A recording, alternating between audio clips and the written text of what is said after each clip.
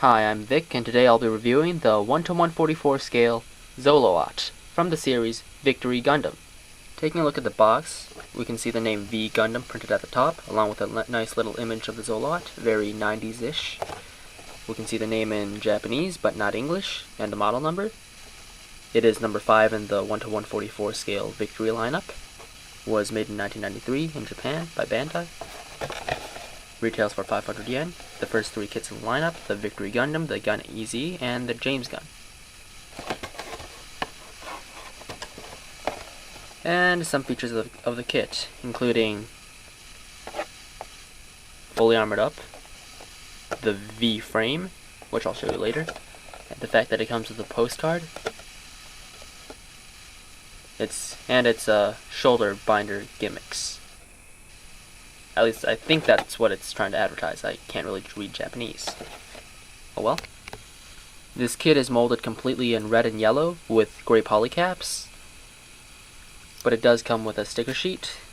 As you can see, I've applied none of these stickers except for the Zoloat sticker for the base that it comes with.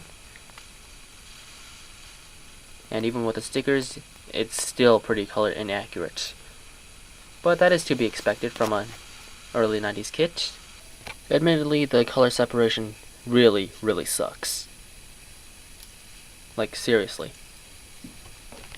Despite its low cost and, well, the age of the kit, its build was actually pretty interesting.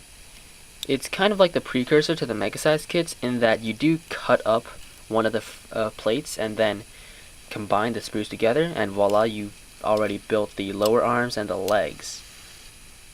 Also, it kind of has an inner frame made of all polycaps, which Bandai has dubbed the V frame.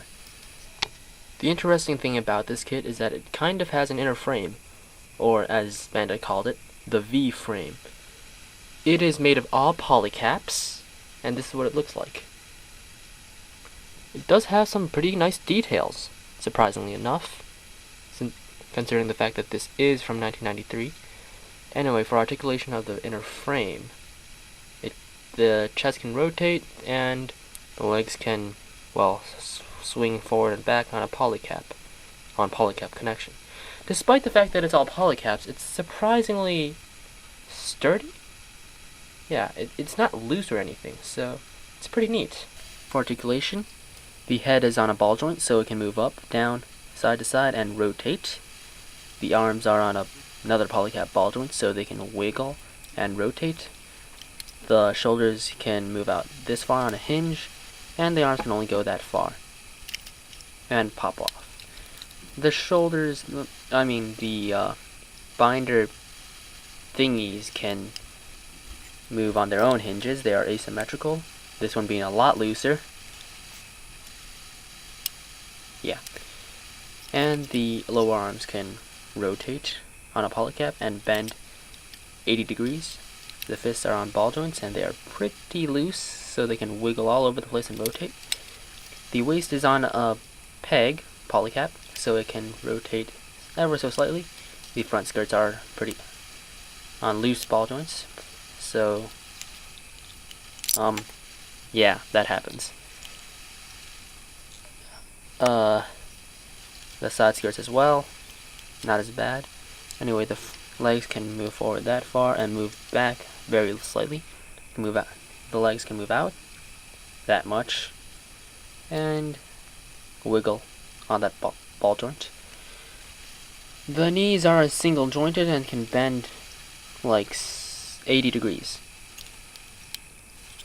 The ankles are on a hinge and ball joint, so they can move forward that far in total before falling off, back that much, and side to side ever so slightly, along with a little bit of rotation. So it's got some pretty limited articulation.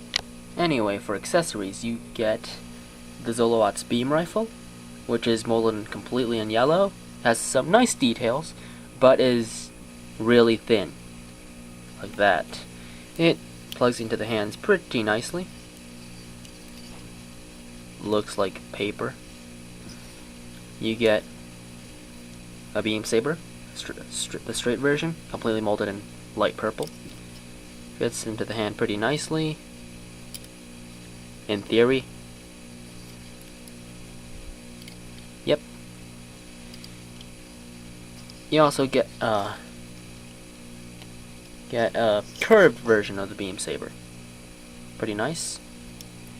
You get a beam shield, which attaches into the left shoulder only by taking out this piece. In theory again.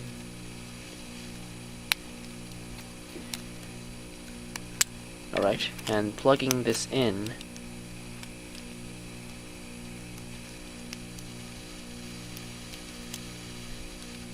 somehow, impossibly,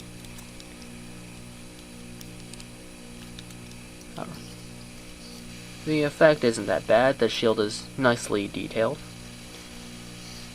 And you get a stand with a Zoloat sticker.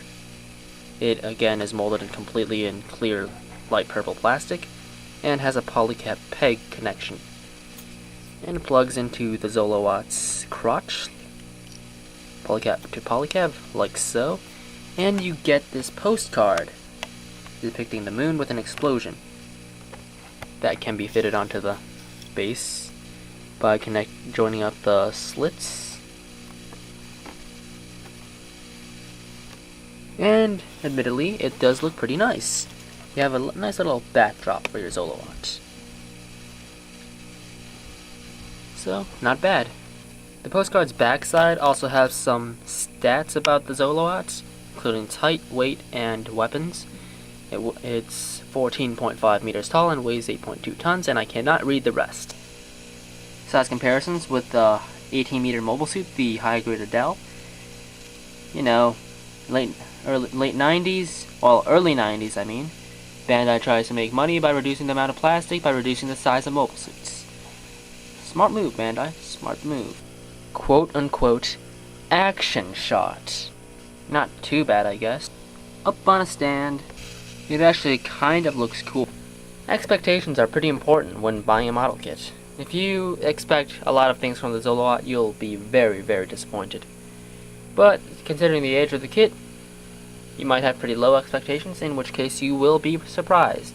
For one, it has a clear action stand. Stand. And it's got a postcard as a backdrop. That is pretty neat. And it's got clear pieces for the beam sabers and beam shield. And it's got a pretty fun build. The predecessor to the mega-sized build style. Yeah. And it's got a quote-unquote inner frame. That is pretty neat for a 1993 kit. It's got horrible, horrible color separation, and the parts like to come off pretty frequently. But if you can look past that, I think you'll be treated to a pretty fun build. If you can't, then I really can't recommend this to you. I can only recommend this to people who are looking for a cheap but fun kit, or are big fans of Victory Gundam, because this is kind of the only Zoloat in existence. This was Vic, and I'll see you next time.